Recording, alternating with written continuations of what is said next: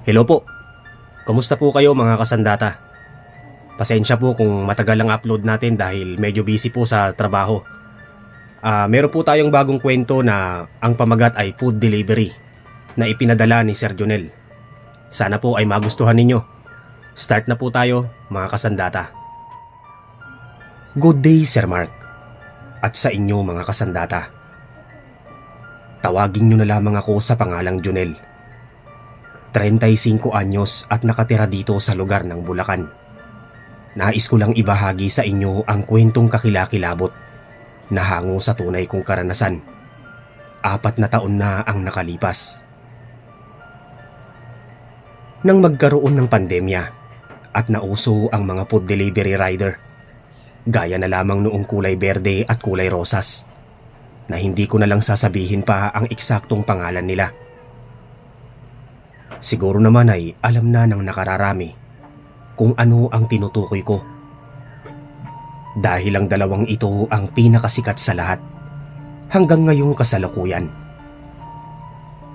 Magmula nang lumabas ang mga food delivery na yon, ay nagsulputan na rin ang iba pa. Naging malaking tulong ito para sa aming mga naapektuhan talaga ng pandemya. Isa kasi ako sa mga nawalan ng trabaho nun. At sumaktong kapapanganak pa lang ng asawa ko. Kaya naman pahirapan talaga sa paghahanap ulit ng bagong mapapasukan na trabaho. Hanggang isang araw nun, habang nagiinuman kami ng barkada kong si Randy, ay natanong ko ito kung may alam ba siyang trabaho na pwede kong pasukan dahil kailangan ko talaga ito. Bakit ngayon mo lang natanong yan? Sakto, may motor ka naman. Pagdi-deliver online ng trabaho ko ngayon. Alam mo namang mahirap pumasok sa mga kumpanya ngayon at nagkakatanggalan pa. Dito ka na. Bukas sumama ka sa akin at ipapasok kita. Masigasig ditong sabi. Anong klaseng pagdi-deliver naman yan? Tanong ko. Madali lang to. Kailangan mo lang ng sipag at tiyaga. Makaka-1,000 ka sa isang araw kapag masipag ka gaya ko. Natatawang tugon nito. O sige, masipag naman ako eh. Kahit ano pa yan, papatusin ko na. Wag lang iligal. Nang sabihin ko yun ay natawa lamang ito at tuloy pa rin ang inuman namin. Kinabukasan nga kahit may hangover, ay pinilit ko talagang magising ng maaga para magtungo sa bahay nila Randy at nang makasama ako sa pinagtatrabahuhan niya. Uy tol, ang aga mo ah. Lika, pasok. Magkape muna tayo. Bungad sa akin ni Randy nang makarating ako sa bahay nila at halatang bagong gising pa lamang ito. Inagahan ko talaga tol para hindi mo ko iwan. Sige tol, sakto wala pa akong kape. Pabiro kong sabi dito at pumasok nga ako sa bahay nila. Matagal na kaming magbarkada ni Randy. Sekundary pa lang kami ay sanggang dikit na kami. Hindi na yon nagbago hanggang sa magkaroon kami ng kanya-kanyang pamilya. Pero syempre hindi na gaya ng dati na puro kalokohan ang ginagawa namin. Magmula noon, kahit na abala kami sa kanya-kanyang buhay, ay nasasandalan pa rin namin ang isa't isa kapag nangangailangan. Kaming dalawa na lamang kasi ang natira sa dinami-dami naming magbabarkada. Ang iba ay wala na kaming balita kung saan lupalop na napadpad ang mga ito. Matapos naming magkape at mag-ayos ni Randy ay nagtungo na kami sa pinagtatrabahuhan niya. Nang makarating kami doon ay saglitang in-interview lang ang ginawa sa akin at nakapasok agad ako. Laking tuwa ko naman dahil may trabaho na ulit ako. Nang araw ding yun ay hindi ko na pinatagal pa at nag-umpisa na din akong kumuha ng order online. May app kasi sila kung saan kaming mga rider ang kukuha ng ipapadeliver ng mga ito. Kapag nakuha namin ito, ay saka namin pupuntahan sa kung saan ito pipick upin, saka i-deliver sa nag-order o nag-book. Sobrang tuwa ko talaga noon dahil halos mag-iisang buwan din akong walang trabaho nun. Grabing hirap talaga ang pinagdaanan namin nung mga araw na wala akong kinikitang pera. Mabuti na lang din at masikap ang asawa ko kahit kapapanganak pa lang nito. Dumidiskarte ito ng mapagkikitaan niya ng pera. Kaya naman nang makapasok ako sa pagdi-deliver ay nagdoble kayod talaga ako. Nakikipag-agawan ako sa ibang mga rider para makakuha lang ng mga order. Ginagawa ko na ring umaga ang gabi. Kahit malalayo ay pinapatos ko na at hindi ko na pinapalampas ang pagkakataon para lang kumita ng pera. Baka naman magkasakit ka niyan sa ginagawa mo, mahal. Tanong ng asawa kong si Linda nang minsang madaling araw na akong umuwi. Nagpapahinga din naman ako kapag nakakaramdam ako ng pagod. Huwag kang mag-alala. Hindi ko naman pinapabayaan ang sarili ko. Tugon ko sa kanya. Sinasabi mo lang yan. Pero sa nakikita ko ay sinasagad mo ang katawan mo. Magpahinga ka rin. At kahit papaano ay nakakabawi naman na tayo. Nag-aalala nitong sabi. Mas kailangan natin ng pera ngayon. Lalo na at naggagatas pa si Junior. Sige na, magpahinga ka na at magpapahinga na din ako. O siya, sige na. Basta, parati kang mag-iingat sa biyahe ha. Saad nito. Saka hinalikan ako at natulog na. Nang madaling araw kasing yun ay hinintay niya pa akong makauwi. 2:00 na ako nakarating sa bahay mula sa pagdi-deliver. Kahit na nakakaramdam na ako ng pagod dahil sa malalayong biyahe, idagdag mo pa ang init at ulan na hindi talaga maiwasan sa daan, ay hindi ko yun iniinda. Ang halaga sa akin ay maibigay ko ang pangangailangan ng mag-ina ko. 5:30 pa lang ay umalis na ulit ako ng bahay. Tulog na tulog pa ang asawa at anak ko. Dahil nga sa pagsisikap kong kumita ng malaki-laki, ay kapag may tinatanggihan ng mga kapwa ko delivery rider, ay ako ang kumukuha nito. Minsan kasi ay tinatanggihan ng iba kapag alam nilang malalayo ang paghahatiran o mura lang ang bayad nito. Isang hapon nga nun, papauwi na sana ako nang biglang lumapit ang isa kong kasamahan na si Mael. O bakit pre? Takang tanong ko. Napapakamot pa ito sa ulo niya bago nagsabing, ano kasi pre, nakuha ko yung nagbook. Pwede ikaw na lang ang mag-deliver. Kailangan ko na kasing umuwi. I-transfer ko na lang sa'yo to. Nahihiya pa niyang sabi. Ganun ba? Nako, pauwi na rin ako. Sabi ko naman at napapadalawang isip kung kukunin ko ba ang inaalok niya sa akin.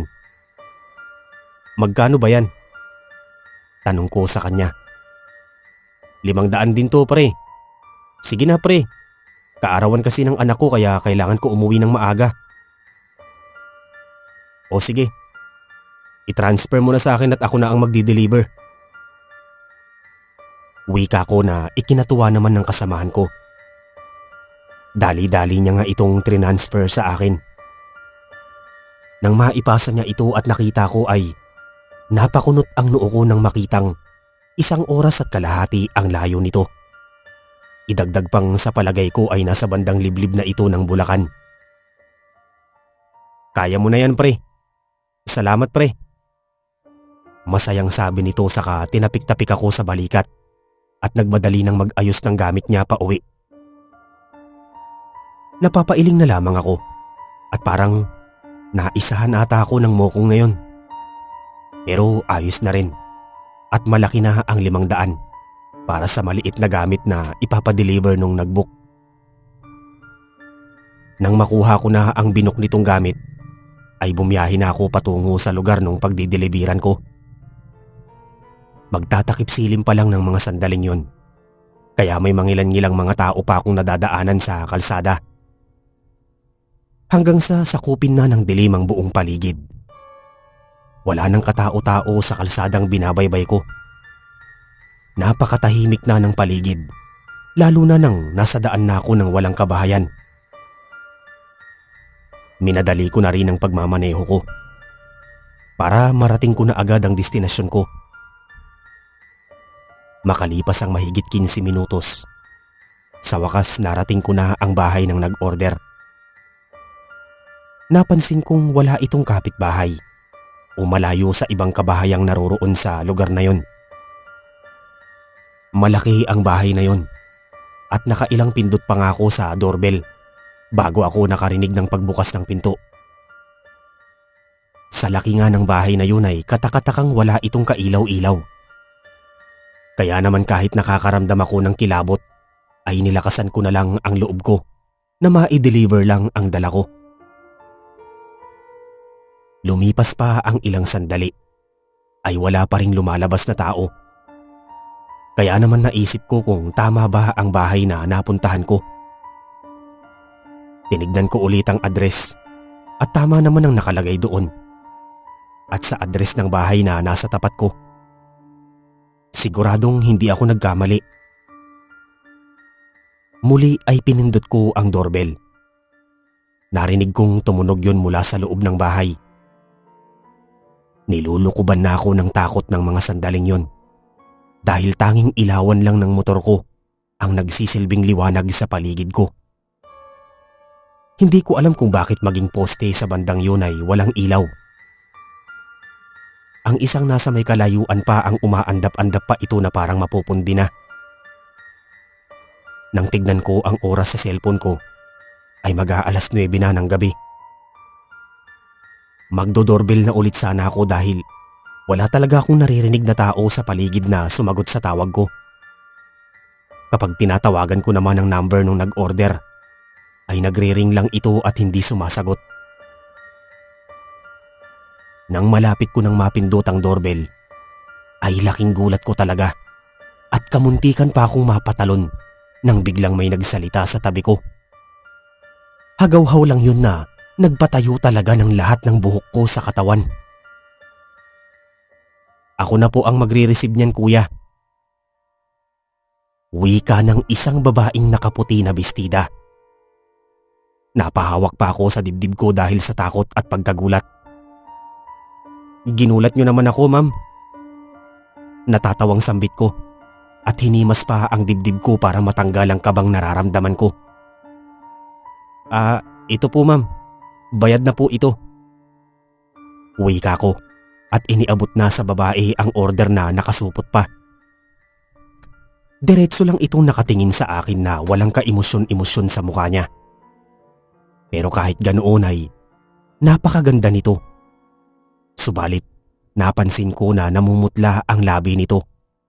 Maging ang kaputian niya sa katawan ay parabang putlang-putla na hindi nasisinagan ng araw. Habang inaabot ko sa kanya ang hawak ko, ay titig na titig lang ito sa akin na parabang tinitignan niya ang kaluluwa ko. Imbis na makaramdam ako ng kilig dahil sa ganda niya, ay kakaibang kilabot at kaba ang naramdaman ko. Pakiramdam ko ay hindi ako makahinga at sisikmurain ako. Mas lalo pa akong nangilabot nang mahawakan niya ang order na iniabot ko sa kanya. Nang dumampi kasi ang mga kamay niya sa kamay ko, grabing lamig ang naramdaman ko na parabang nanggaling sa freezer ang mga kamay niya sa lamig nito. Kahit nakaglabs ako ng sandaling yun ay ramdam ko talaga sa balat ko ang lamig. Sige po, ma'am. Salamat po. Nagmamadali at nauutal kong sabi. Nang nakuha ng babae ang order niya, ay nagmadali na akong sumakay sa motor ko. Grabing takot at kilabot na kasi ang nararamdaman ko ng mga sandaling yun. Gustong-gusto ko nang makaalis sa lugar na yun. Kung pwede nga lang kumaripas ako ng takbo ay ginawa ko na. Kaso may motor ako. Sa kakamadali ko pa nga ay hindi ko mapaandar-andar ang motor ko. Nang sipatin ko ng tingin ng babae, ay nakita kong nasa kinatatayuan niya pa rin ito at nakatingin sa akin na walang emosyon sa mukha niya. Sige po ma'am, salamat ulit. Wika ko nang tuluyan ng umandar ang motor ko at mabilis ko itong pinatakbo. Nang di pa ako nakakalayo masyado, ay tinignan ko sa side mirror ko ang pinanggalingan ko. Grabing kilabot talaga ang naramdaman ko nang makita kong naroroon pa rin ang babae sa kinatatayuan niya at nakatanaw ito sa akin. Hindi ko alam kung tinatakot ko lang ba ang sarili ko ng mga sandaling yon. Pero grabe talaga ang kabog ng dibdib ko, lalo na nang maramdaman kong parabang bumigat ang motor ko. Pakiwari ko ay may sakay ako ng mga sandaling yon. Nagtayuan talaga ang balahibo ko sa batok sa kadahilan ng napakadilim pa ng daang binabaybay ko. Halos paliparin ko na ang motor ko sa bilis ng pagpapatakbo ko. Wala na akong tingin-tingin sa likuran ko at sa side mirror sa takot na baka makita ko ulit ang babae. Saka lamang ako nakahinga ng maluwag nang makarating ako sa mataong parte at maliwanag na. Saglit akong huminto sa isang tindahan para bumili ng yosi at tubig, pampawala sa kabang nararamdaman ko. Nang kalmado na ako, ay saka ako nagpatuloy ulit sa pagmumotor pa uwi na ng bahay namin. Subalit, ang inaakala kong matiwasay na akong makakauwi, nagkamali pala ako. Nang tumapat na ulit ako sa kalsadang walang kabahayan, ay relax lang akong nagmamaneho. Kahit kasi wala ng kabahayan sa kalsadang yun ay may mga ilaw naman. Subalit nang nasa kalagitnaan na ako, ay may nakita ako sa unahan na bulto ng tao na naglalakad.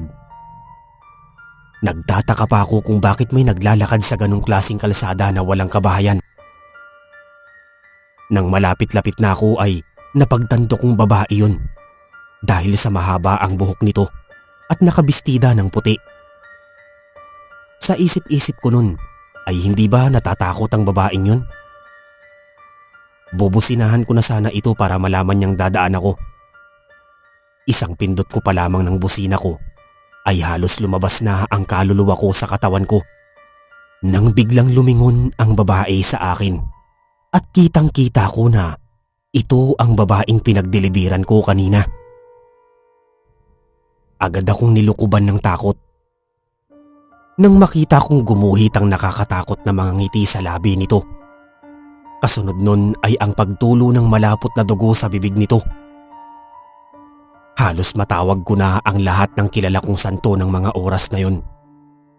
Kahit hindi ako paladasal na tao, ay talagang biglang pumasok sa utak ko ang ama namin at sumasampalataya.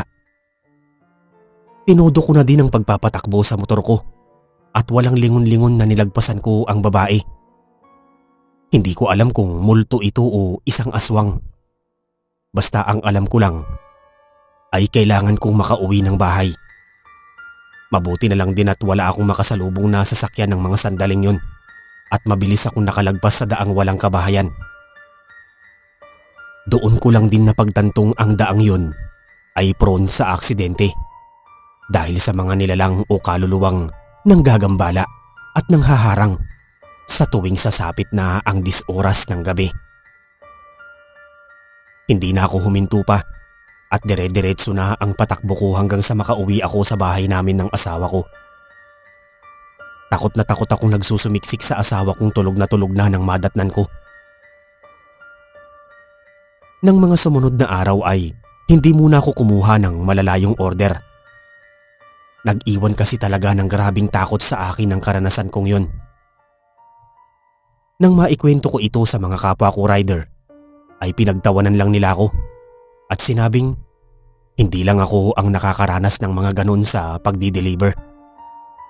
Maging ang mga ito ay nakakaranas din ng kababalaghan na talagang hindi din nila malilimutan. Hanggang dito na lamang po muna ang kwento ko, Sir Mark, at maraming salamat sa pagpapaunlak na maibahagi ito sa channel ninyo.